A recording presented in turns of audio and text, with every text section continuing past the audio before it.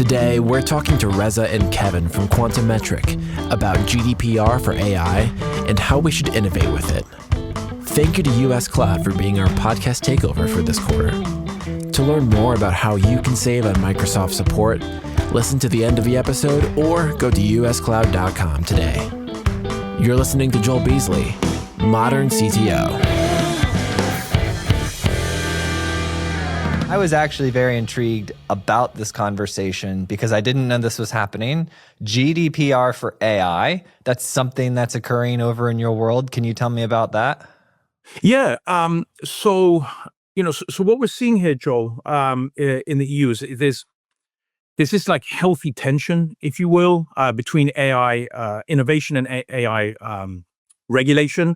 As you know, I'm sure your audience members will know, these AI models that we're dealing with right now, I mean, they're dealing with they're collecting vast amounts of data, right? Like the more the merrier. And some people could argue that some of the ways that some of these models have collected this data is very, it's questionable. And so over here in the EU, I mean, these companies are, we're trying to figure out how to strike a right balance between, how to enable the business, to use AI as productively as possible, to benefit from it as much as possible, and remain competitive. But at the same time, and you'll hear me say this a lot, it's something, I'm saying this purposefully, but to use it in a very ethical and responsible way. This is something that's being pushed a lot, especially with this EU AI Act that you're mentioning, where, and if I can explain, what ethical AI means, it's basically an AI system or model that is designed in a way that's very safe for everyone to use, right? It's fair, like there's no inherent bias in the system. It doesn't, it respects our fundamental need for privacy. It doesn't infringe on our human rights and values. And so, this EU AI Act that you mentioned, which is kind of, it's aiming to set the gold standard for AI. And it's an interesting law. It's gone into effect just kind of towards the end of last year. Some of it's already in effect, and it's going to be fully in effect by 2026. But this really pushes this notion of this ethical and responsible use of AI. And so with the EU AI Act, basically the way it's broken down, it's actually an interesting law. So that it takes a risk-based approach when it comes to AI regulation. So there's 4 levels of risk, Joe, right? So the highest is it's basically unacceptable, right? Like it's just an absolute no-no. Like this AI model, it's infringing on our rights. It may even threaten our safety as humans, and so those types of AI systems are an absolute no-no in the EU. The next level is high, so it's high risk. So that the way I could explain that is, it's an AI model that makes very significant or consequential decisions about us, I don't know, hiring decisions or like lending money. So that's high risk, and then limited risk is it's a low risk model, basically kind of like your chatbots, really. And then the lowest one is minimal, which is for all intents and purposes, it's not really regulated because it's just such low risk. And so depending on where your AI model that you're working with falls into this these categories, it will be regulated accordingly. One other thing, if I could say, they're very big on transparency here now in the EU. And what I mean by that is they want these AI models to be very open and honest. They want everyone to know that they're engaging with this AI, so you kind of know how it operates under the hood. So one good example I can give you and your audience is, so now you can see there's more of these, these newer reasoning models, these longer thinking models. So you're basically typing a prompt, right? You'll ask it a question, and then instead of just spitting out the response right then and there, it will systematically break down exactly how it's thinking in real time. So you see it, you literally see it in real time, the thought process of how it's coming, how it's arriving at the answer. Yeah, it's really cool. I mean, it's so cool to see this, to behold. And so this is something that we're moving towards. They're really big on this. And there's also a big push for AI literacy, which I'm sure we can definitely talk about as well. But yeah, the final thing I'll say is, just I think you described it very well as far as being the GDPR for AI. Just like with GDPR, I mean, there's big fines now for non-compliance. So businesses that are operating in the EU that are going to be working with these AI models, they should definitely take heed and take a close look at this EU AI Act. Yeah.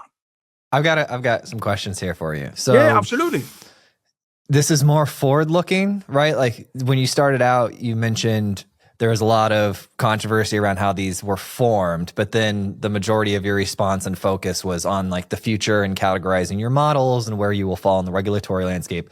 Are they just focused moving forward on let's categorize these models and dump them into a regulatory landscape? Or are they actually trying to go dig up the past and be like, hey, you guys owe these people money because you've trained your models on their system, like on their data? Yeah. So, I think the big thing for us right now, and I say us, I mean, it also applies in the US and other countries, but definitely in the EU is about building trust, right? So there's this kind of, they're seeing that there's this inherent mistrust for AI, generally speaking. Like people just don't know what they don't know. They don't understand it, so therefore they don't trust it. And so a lot of these initiatives, like these things about being transparent, being open, being honest, being ethical. This is all about really like making sure that there's more public awareness around AI.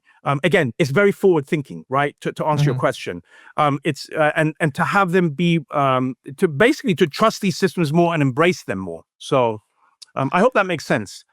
Yeah, and so the AI Act, where is it actually right now? Is it proposed law? Is there something in place? Is there something you can go read? Where is it at right now? Yeah, so basically, it came out in August of 2024. So that's when it officially came out. But for it to be fully implemented, like fully enforced, I believe it's in August 2026.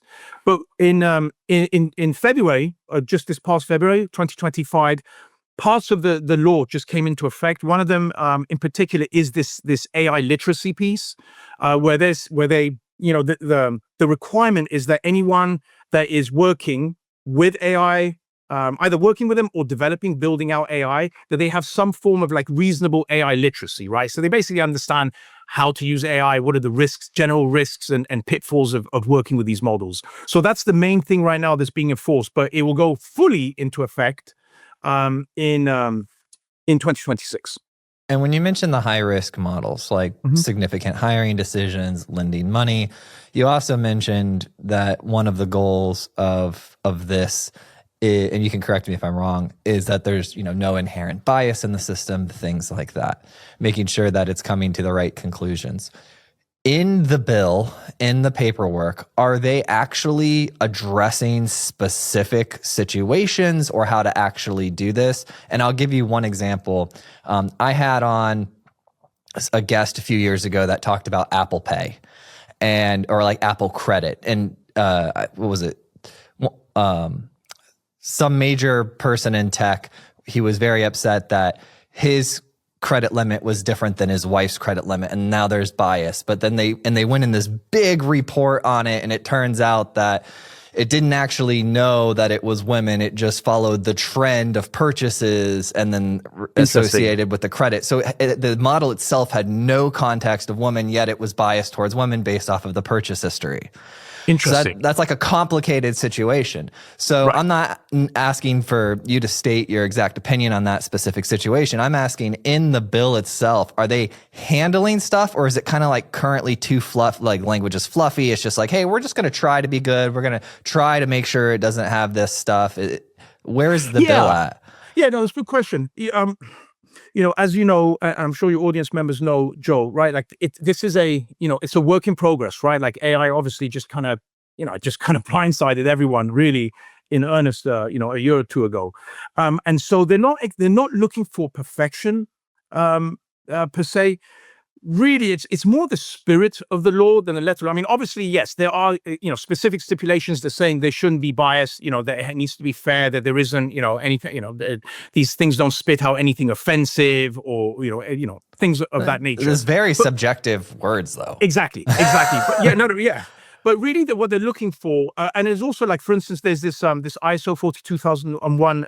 There's a new standard that's come out as well that we can talk about as well, which basically, again, it's similar to the ISO 27001, but really it's just for AI systems. And really, what they're saying, what they want is they don't want companies to just slap a bunch of stuff together and go, okay, great, I'm on the AI bandwagon, let's do this. Like they're looking for evidence, and they want to make sure that there's a good there's good intention around and purpose around building these AI models that again are ethical, they're fair. Like they want to see efforts towards that goal, right? So for instance, like with bias, like one of the things which is one of the really interesting things about transparency that they push for. So there's this thing called human in the loop testing with AI. And so what human in the loop testing is so for any AI system that generates output, right? They want a human in that loop, right? So like some kind of a subject matter expert that can look at that output and go, okay, yeah, that's accurate, that's fair, that doesn't infringe on privacy or human rights or anything like that. And so, being able to demonstrate like these types of things goes a long way to say, look, of course, there's no AI model today that's absolutely perfect because a lot of this stuff is being trained on data that they've collected from the internet. And as we know, Joel, the internet is very flawed, right? And so, but they just want to see that there is a goodwill effort towards that end, right? As far as ethics and non-bias, etc. And when we talk about companies, AI, and privacy, what's the biggest thing that they're currently getting wrong? So that's an interesting question. So, and I'm sure Kevin can attest to this as well. So, because we have, Quantimetric, we have this Felix AI product that we offer. So we get questionnaires from prospects, from customers, and Kevin and I read a lot of these questionnaires, and I will say, Joel, that when we read some of these, like the fear is palpable. Like you can tell, like there's this mistrust, like I was mentioning earlier, like people they don't trust AI, they don't know. And so, and I don't blame them. Like I absolutely do not blame them whatsoever. Like this AI train is moving so fast. There's so much coming at us. There's like literally like multiple breakthroughs happening every week in the world of AI. And so I get it. Like they don't know what they don't know. And so what we see is that unfortunately, some folks, they unfortunately kind of assume the worst case scenario when it comes to AI. And they assume that we're building, we're building our own AI model in-house. We're training it with sensitive data. We're using customer data to train these models. And like just basically the way we're doing it is super risky, the way, like really dodgy the way we're implementing it. And it couldn't be further from the truth, Joel. And Kevin, I know you remember, like, we spoke with one individual recently, we explained to him that we use Google Gemini, the enterprise edition. And it's a very, it's like we have a secure and private slice of that Gemini pie, right? So, we have very strict agreements in place with Google, not to train on our data, not to fine tune, any future models, et cetera, et cetera. But, inherently this, this person we spoke with just didn't trust Google. And they just thought even if it's the enterprise version, not even the public one, Google will take this data and train on it. And again, we understand, like, it's a very visceral reaction we're seeing with AI right now. So I get it. And, I'd say, like, at the end of the day, we're the custodians of our customer data. It's our responsibility. It's incumbent upon us to allay their fears, to reassure them, to let them know, we're working with trustworthy, reputable AI vendors that take security and privacy super seriously. It's their stated goal to protect this data. So that's what we're seeing right now. Then you weigh the risk reward factor. So like, look, I have a healthy distrust of large institutions in general. Yeah. Because, and here's the reason why, it's because large institutions are just people. And I have, you want to make sure, like, they're fallible and they can make mistakes, and they can have a stated goal and they can have a rogue engineer, right? But that being said, you can't live your life in a box. You can't hide in a room. You can't let your, because what's going to happen is you're in a competitive landscape. Welcome to the economy. And there's going to be a competitor, whether they're smaller or your size or whatnot, that is going to say, yeah, the risk reward curve, I'm good with that. And then they're going to pass you by. And so it's more than just a, do I trust them to maybe not train on my data? And it's more of like, what would happen if I don't move forward technologically to my business? And Amen. Kevin's got to say something. We got to get Kevin saying something. Kevin's here. No, I was gonna jump in terms, like you were saying, around the the challenges or what do companies get wrong? There's the security aspects of it. But in general, we talked a little bit about getting the right data, but a little bit to Reza's point is also like not getting the wrong data. So, don't feed your model from bad sources that are going to really pollute everything to get those foundations in place. But as well, just around all those questionnaires and some of the challenges that we've had, it's where companies still need to adjust a bit their internal processes, policies, approval workflows, and in a lot of cases, just like fundamental understanding of how IT solutions work, and certainly how AI solutions work. All models aren't the same. As a bit of some of the other examples that we have, some of these questionnaires, they come in with a base assumption, it seems, that it's either like a custom built proprietary model where we're using Google Gemini, which it's a static model that we're not changing it, we're not training it, we're not influencing it, but how the questions or the assumptions or just the understanding of how things work, there's a strong bias or assumptions in a certain track. So it's also then trying to deal with that types of education, but those are also blockers within an organization because they'll just think AI is not safe. We can't trust it. It's sending our data off to the public internet. It's we can't be using this for our enterprise solutions, sharing our employee data or sharing our customers' data, which gets back to the GDPR for AI. Some of the fundamental objectives of the GDPR was securing citizen data. Making sure that their data is secure and it's protected, and then everything else around it is, handling consequences of not doing that correctly. But it's a lot of it's just education throughout the chain, the chain of businesses. Yeah, and I get the sentiment. That's why I like it. I actually was excited when I heard about like the GDPR thing, the fact that they were, forget the execution and the details, because I didn't get super, we talked about it for years on here, but it's been a while. But the general idea of the country caring about the data was intriguing to me. And I like the idea of them caring about the AI. I just think it's an impossible task on the low level. It's like quantum physics, right? Gravity works up here, down there, it's very different. Like the idea is good. It's like, hey, we should have some structure around this AI, but then when you get down to it, there's a lot of questions where the bias and the morality come together. And it's like, well, what's your moral structure? And that dictates what the correct type of bias is, and then you have to figure out how to deal with it. So it just gets really, really muddy in the details. Luckily, we don't have to solve that problem today. Exactly. All right. I want to talk about people actually implementing this AI. There was a note here that said it's very similar to implementing security and how companies have done that. Can you break that down for me? Yeah, absolutely, Joel. Yeah, so, the more we worked with AI in the past year, we saw, there's a lot of overlap, right? I guess, AI is a very cutting edge type technology, right? It's super fancy, but at the end of the day, it's technology, just like any other tech. And we're going to, we really need to apply a lot of the same principles and standards and best practices as we do with other technology. I will say, we approached it, both from a technical perspective as well as a policy. And I can kind of talk a little bit about both if you like.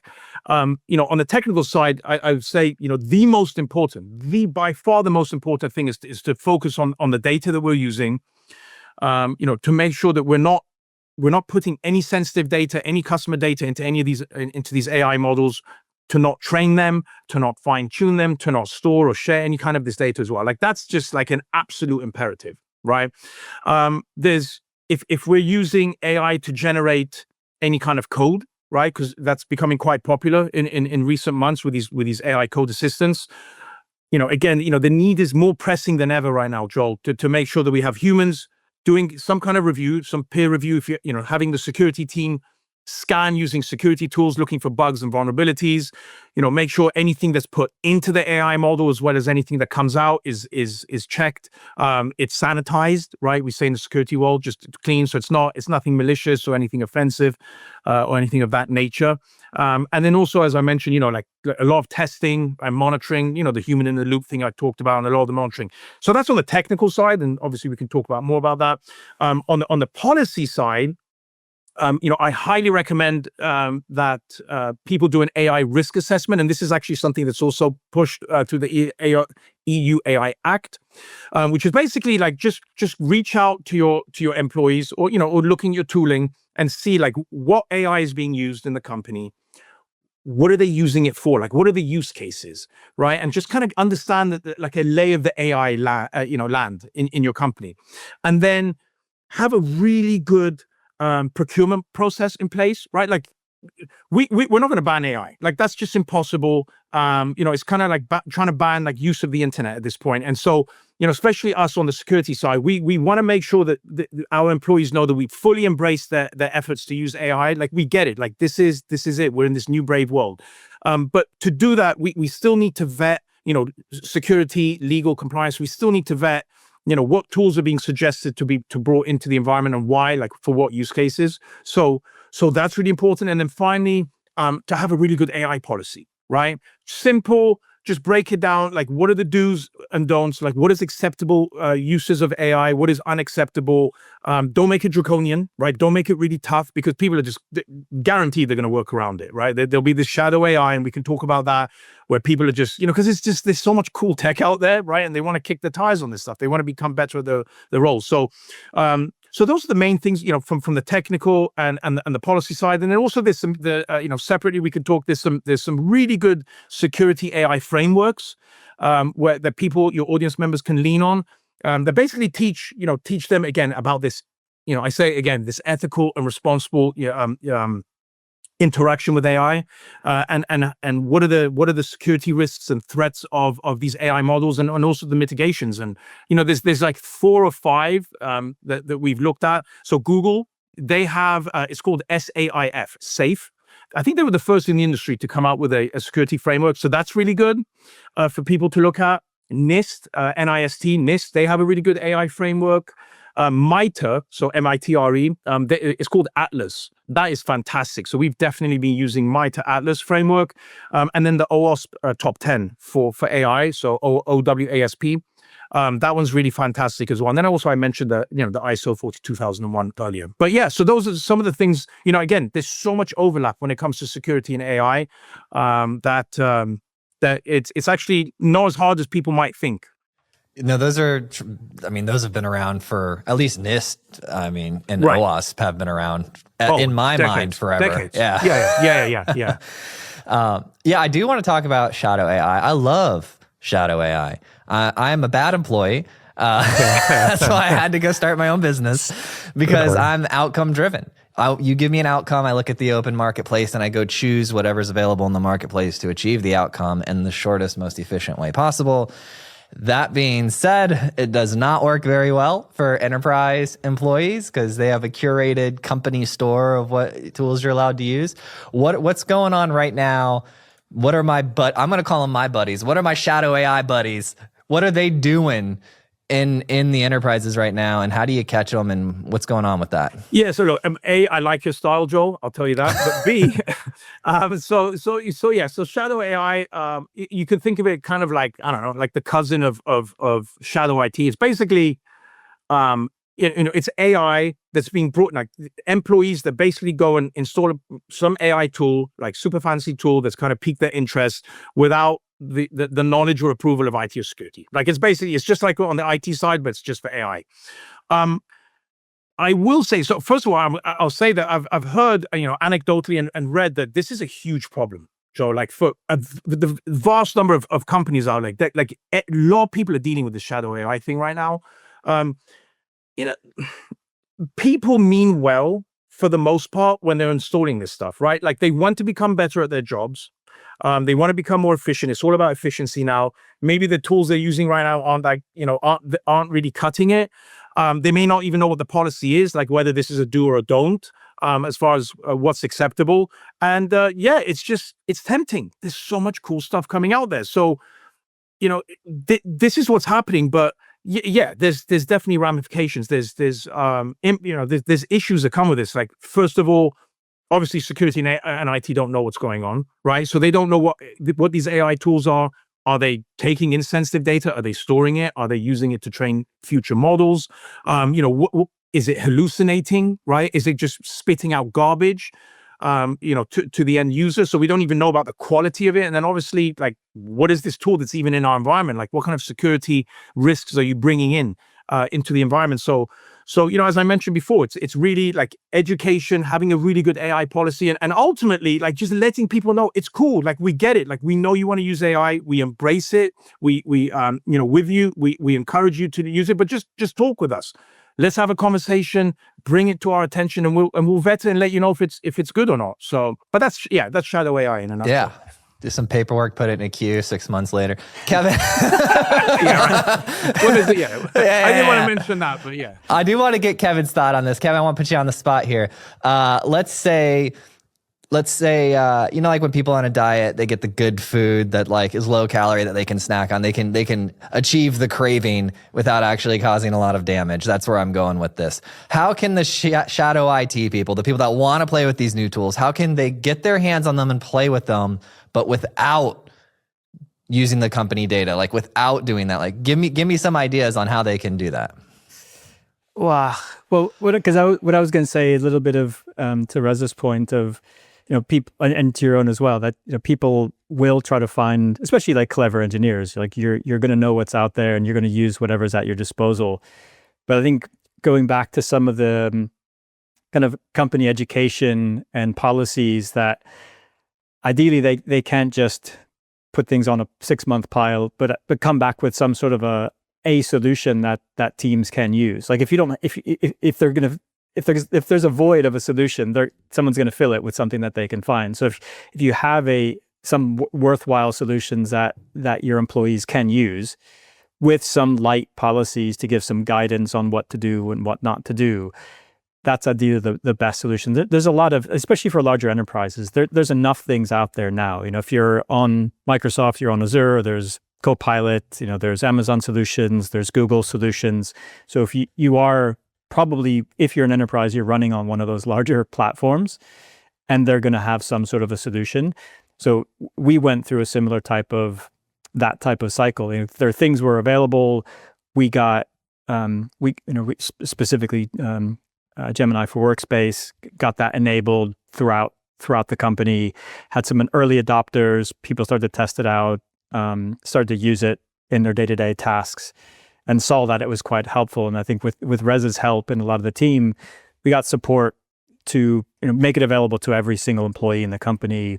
And then there's a lot of work that the team did to help point those teams into how can they actually use it in their day-to-day job. We ran sessions on per really area of the company, from marketing to product to engineering. What are the specific use cases that you can use this day to day in a safe way, and what not to do, or what to do, what not to do. I hate interrupting, but this is I'm really curious about this one point here. You said that you're rolling out different trainings in different departments. The individual that's responsible for like the overarching, like I'm going to go figure out how to apply it to marketing. Like, who's the driving force within the org that's going around and helping facilitate this AI training? Go ahead, Reza. Yeah. So as we mentioned before, we're very close partners with Google, and so we approached Google with this, and we said, look, we as Kevin mentioned, we want to roll out this training to the company in earnest. And so what we did initially, we had a project manager that was responsible for the overall training. She sent out a questionnaire to the whole company. Say, hey, what are you using AI for? What would you like to use AI for? What are very specific use cases for your department? Like, so for sales, for marketing, for engineering, etc. And then she took that information back to Google and basically said, help us like create workshops around this, so we can address different people's specific needs based on their role. And so, so we had these workshops that went on for about a month and a half. They were very well received. The good news is because we use, so we use Gemini for Felix AI, but we also use Gemini for Workspace in the company. So this is what people use for their day-to-day work, right? So whether in an email or working with documents, chat, meetings, etc. And so we have these very strict agreements in place with Google where they can work in the safe space, right? They can type whatever they want in as far as a prompt or anything that comes back as a response. None of that Google will touch or even look at. It's not looked at by human reviewers or trained for any future models. So it allows us to really encourage people, please, use this, embrace it, share. If you have a cool prompt, share it with some others. If you have a cool use case, share it with others. So it was a very cool project. And it was received with quite fanfare. Yeah. Yeah. Hey, this is the Kevin section. Kevin, we got some questions coming at you. How are companies using AI differently in different regions of the world? So I guess like everything historically, regionally, with any kind of infrastructure, that some of the investments have helped lead the way in like North America, Europe, key markets in Asia. Obviously, they're in with some nuances in terms of the data privacy. We talked a little bit about the EU, but China, Middle East, there's a lot of individual policies and protections going on that are also have their own differences. And also, like some of the use cases are a bit different as well. So, in terms of more sophisticated customer experiences, personalized banking, customer service, etc. LATAM and Africa, it's also certainly growing quite a lot. But I think they, sometimes have the advantage to leapfrog some traditional infrastructure, like they did back in the day with the traditional landline, getting internet access. There was a heavy investment to try to get internet broadly if you wanted to lay some landlines and fiber optic, whatever it was. But they just jumped straight ahead to mobile data, for example. And there's a bit of that going on as well, where some of the learnings from the initial early mover markets, they can jump ahead and focus right on those use cases, but usually also a large focus on the mobile channels. Most people, especially with internet growth, large amount of people got their mobile devices, and there's huge opportunities there. And that's where a lot of the focus is. And what is, like, I know what Quantum Metric does, but I was so curious to get into the GDPR for AI, whatever, that I forgot to actually ask what you both do at Quantum Metric. Kevin, what do you do at Quantum Metric? So I'm a field CTO. So it's a bit of everything, especially in the size of company like Quantum.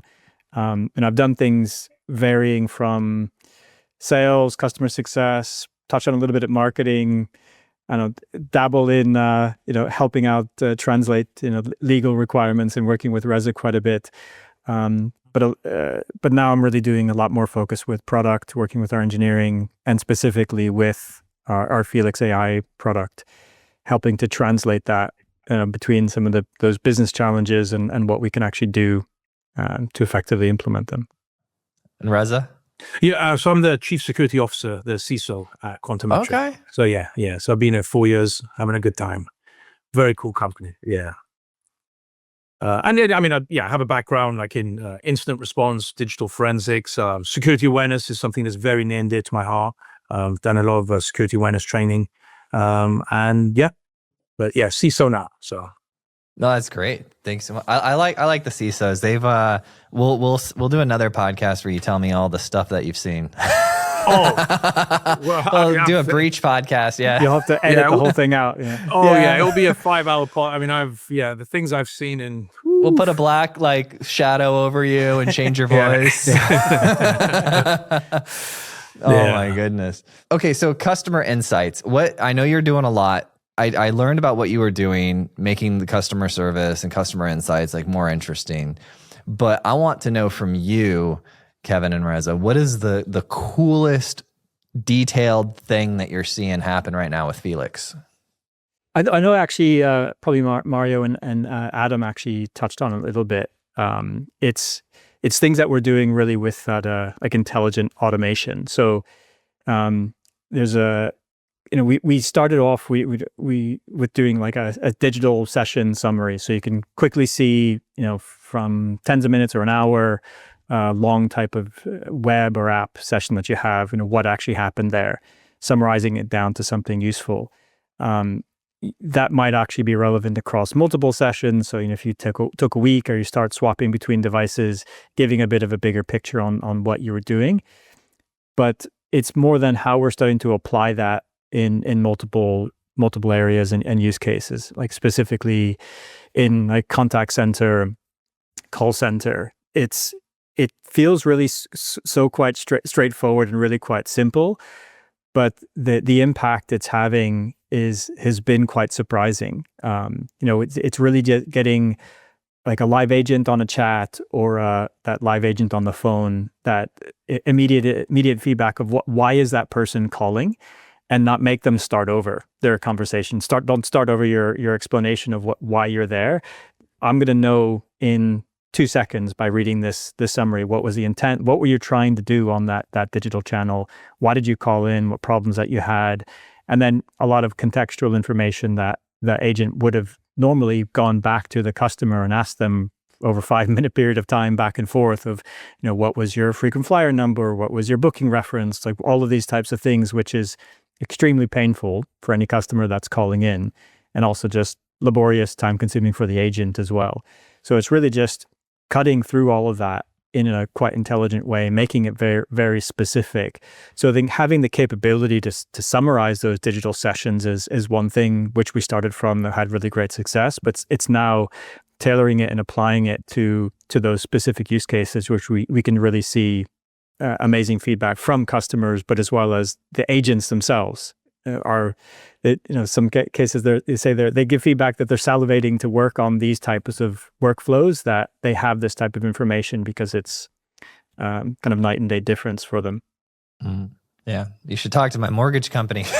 They had the worst experience ever. I needed some form or something. I tried to download it in the portal like last month, and I talked to 5 different people, and every time I had to authenticate with like all of my personal information and tell it to them and back, it got transferred to another department. And then finally I gave up. I was like, I'm done with this. I was like, I just won't do it. Yeah, it's way too common. I feel the same as well, because I'm like, yeah, you do know this information. I'm on your side, or I'm in your app. They do. They know I was just on it. They know my information. They know my phone number. They know my voice, because I've talked with them before. They should, the fact that voice print isn't standard across everything right now is just a testament to how slow we move as humans to implement stuff. No, it's amazing. I think even in those contact center use cases, they are very operational and process and playbook driven. So just trying to get them to change is always a bit of a challenge. But this has helped. Part of the success of it is building something that fits within their existing workflow. It's not trying to rip it all out and start over and do something completely different. Right. It's augmenting what they're already doing, shortcutting a number of things and making it easy for them. Because digging into it, it's really getting down to like the matter of seconds. You don't want to make them click a button that they don't have to click. Just get it right in front of them, make it as easy as possible, and minutes matter. My favorite, and I'm not even, you're going to hate me for saying this, Joel, but my favorite feature of Felix AI, I can't talk about, because it's just about to come out. It's like imminent as far as the release. I just can't say anything yet, so it's a bit of a cliffhanger. I'm sorry. There we go. Yeah, but I'm telling you, it's really cool. It's really cool. Yeah, and I'm not doing this to tease. I'm just saying that it's really cool. So. Okay. So as we start to wrap up, I've got about 2 or 3 questions left for you guys. For CTOs, technology leaders who are looking to add AI to their analytics, what's your top tip to keep it simple? Like you said, keep it simple. Focus on the data. Focus on the data. Protect the data. Do not put any sensitive data into these systems. Do not put any customer data into these systems. If for any reason you are obliged to, make sure it's encrypted. Encryption is your friend, but I would say focus on the data. I mean, it goes a long way to being compliant. So and keep it simple. Just stick to the best practices, right? Like they're called best practices for a reason because they really work. So that would be my advice. For me, it's just some things that I've actually personally learned throughout this journey that we've been going on. One, I mean, starting obviously with the clear strategy and vision. Like, what are you trying to achieve? What problem are you trying to solve? But the maybe less obvious thing that I started to realize is that there's some extra degree of flexibility that you need in the process, where like a traditional development project feels a bit more linear. Like you define some requirements, you typically know how to build them. You go off coding them, building them, testing them, getting them released. Where with some Gen AI projects, our team's learning along the way. We don't always know what's possible, sometimes what's not possible. We have an idea of where we want to get to in the end, but sometimes the route to get there isn't as clear when it involves some Gen AI things. So it's either the data or just the prompting to do it, or the outcomes that the results that you get out of it aren't necessarily what you expect. So it's just that extra level of learning on the job as you go, the kind of more time that you might need to get to that end goal that you wanted to get to, and I guess a few more iterations in the process as well that you maybe normally wouldn't be doing. We've also found that we sometimes get to better outcomes than we ever thought we were going to get to. So yeah, just keeping an open mind and sort of following where it takes you. And then a lot of people that are listening to the show, they listen because they're trying to become better leaders, right? So from the human side of things, not necessarily the quantum or the AI, just you as individuals and professionals, you've obviously gotten very far in your career. I'm always curious to know one piece of leadership advice, and here's the constraints for you, because you get tons of leadership advice, there's books, there's seminars, there's everything. The constraint of the advice that I want is something that you heard, you implemented, and you've kept it long term.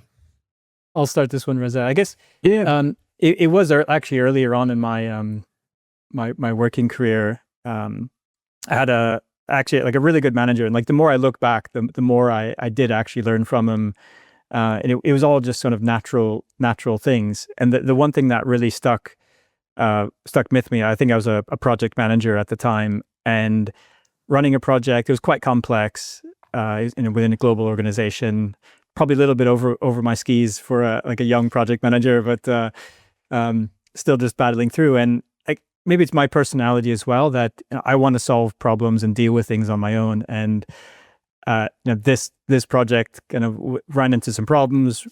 It was pretty much down to the wire, and it was getting delayed. And it was just one of those things. I remember my manager was like, we'd rather hear about those problems and issues earlier than later.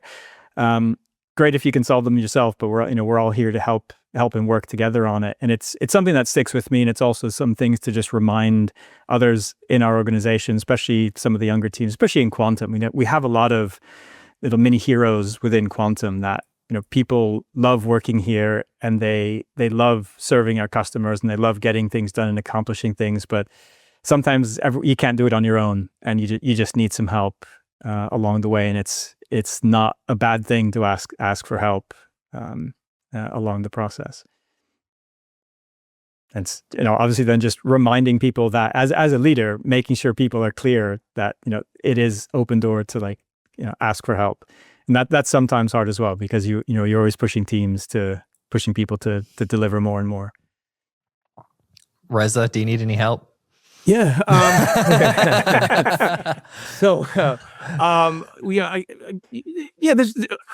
Okay. Earlier in my career, I was a real workaholic, right? Especially like when you're working in security. I mean, it's just an industry that just it just doesn't stop. And so, I remember specifically in my 30s, I was just working crazy. I mean, there was just always something going on, and I was working late nights. Leaving the office at 8, 9 o'clock at night. I remember once my boss at the time, the CISO, she came up and she's like, "What are you doing?" And I was like, "I'm slammed. Like I got so much work. I've got I can't leave." And she's like, "Listen, go home. Work will be here tomorrow. It doesn't make a difference if you leave at 7 or 8 or 9. You're still gonna have tons of work tomorrow. So just go home, enjoy your life, just breathe, just hang out and work to live. And that was, it was definitely, it changed my life, hearing that from her.